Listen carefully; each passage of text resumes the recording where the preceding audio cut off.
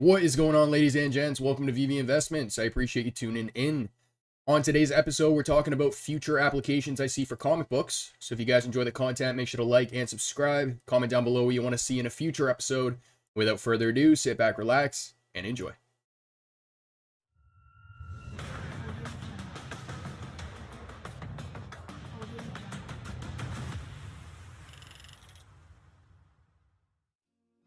So I intend on creating a two-part series for the 2 episodes that we drop this week. Today, we're going to be focusing on the comic side of things, talking about applications that I see for that category. And then on Thursday, we're going to be talking about applications that I see for collectibles in the future. Now, these 2 episodes are intended to prepare for a third video that I've been wanting to make, and that is comics versus collectibles. So which one do I see has more potential long-term? I've been taking my time making that video. I want to make sure it's right.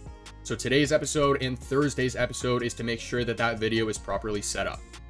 But regardless, we're talking about 9 applications that I see for comics in the future. So with that being said, let's hop right into the first one. So we're going to start this list off with one of the obvious ones, and that's going to be augmented reality. So how does AR benefit the reader? Well, first, it enhances the reading experience by adding a new layer of immersion to the storytelling. Now, for anyone who has put their Veve comics into AR, it allows you to read and interact with them in a physical environment. But don't just think about the digital side of things. So I have an example on the right about how AR could actually be used to enhance physical comics as well. So you can buy a comic at your local comic book store, bring it home, put it on your table, open it up, and then use your phone to scan the comic book and be able to interact and view certain features through your phone. And just something to note if you're not aware of it already, but Apple is actually going to be releasing their AR headset in the coming weeks. So that should change a lot for the industry. And with regards to reviews and people who have actually used the headset so far, I've been seeing some fantastic reviews. And I think something like Apple's headset has the potential to take our collectibles and our comics to a whole other level. Let's get the other obvious one out of the way here, and that's going to be virtual reality. So VR can transport the reader into an immersive and fully 3D comic world. So you can explore the environments, interact with characters, and experience a story in a more immersive and visually stunning manner. Now, speaking of taking our collectibles and our comics to the next level, I think VR for comics is crucial because it's going to make reading that much more enjoyable. I can't speak for you guys, but, from my perspective, reading a comic on Veve right now, although it's very cool, it can be enjoyable, it is also a little bit of a hassle, right? And if I compare the reading experience on Veve to a reading experience like over on Palm with the DC comics and how you can move from panel to panel, the panel feature is much better. But I do think VR is going to make it easier to enjoy the comic because you don't have to worry about holding your phone in place or anything like that. You can kind of sit down and use your headset to read the comic like you would just in real life. Next up, we have interactive storytelling. So to take comics to the next level, you can incorporate interactive elements, right? Which would allow readers to make choices that affect the story's outcome. So when I thought about this, I was thinking about You vs. Wild. I don't know if you guys have seen this with Bear Grylls over on Netflix, but Bear Grylls is a survival expert. And along his journey in various different parts of the world, he allows the viewer to make decisions for him. So this has been incorporated in comics before. It's something that Veve can incorporate down the line. But by creating this branching narrative approach, it allows the reader to personalize their reading experience, to essentially create their own story.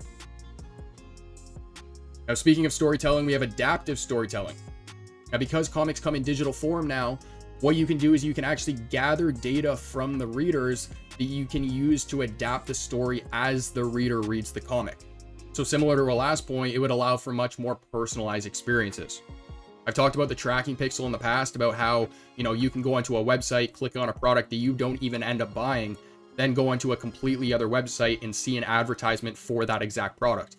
Although that's not the exact example I'm talking about here, it is an example that shows you exactly what data can do to personalize the experience for the user. Now, another application I could see for Veve Comics is gamification.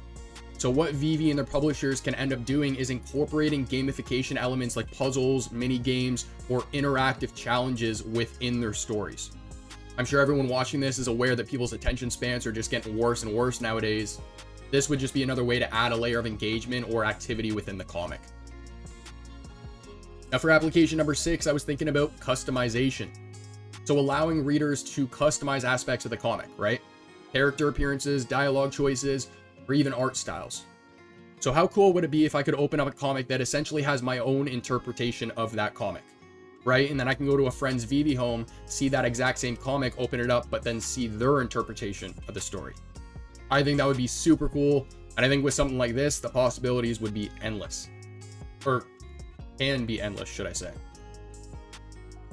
So next up, I've thought about pop-outs, and I'm sure a lot of people in the community have as well. This is something that already exists in physical comics, but they would provide a number of things. So enhanced immersion would be one, conveying sound and action.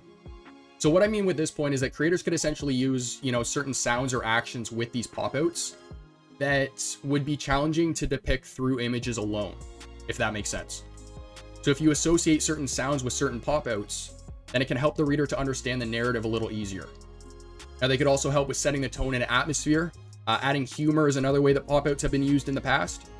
And then I also thought about accessibility and cross-cultural communication. So hear me out on this one. Pop-outs transcend language barriers, okay? Which means pop-outs work with anyone around the world. You can speak English, you can speak Mandarin, Spanish, French, whatever language you speak. You could be reading a different language comic book that you don't entirely understand, that you're just kind of reading by following the images, and the pop-outs can help you better understand the narrative. So pop-outs are a form of visual representation. They're not a specific language. So like I said, different readers of different cultures can better understand, certain actions or sounds that the creator's trying to depict within their comic. Next up, I thought about looped animations.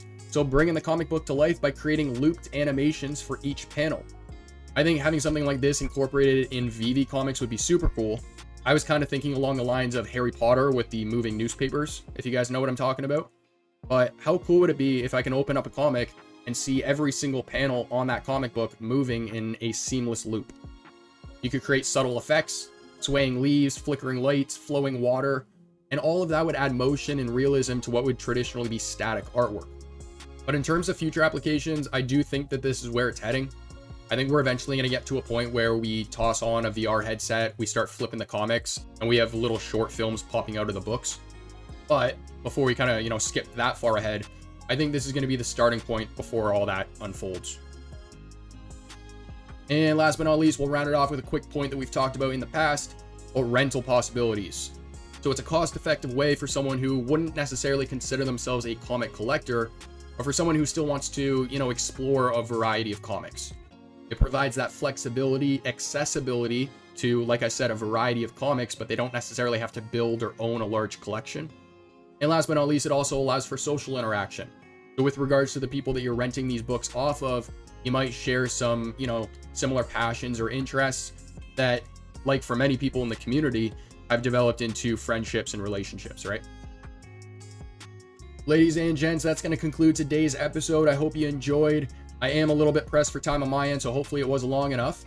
But as I did mention at the beginning of the video, we are going to continue this video on Thursday with future applications that I see for collectibles.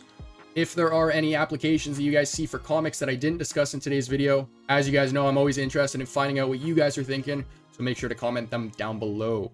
But as for this episode, if you guys enjoyed the content, make sure to like and subscribe.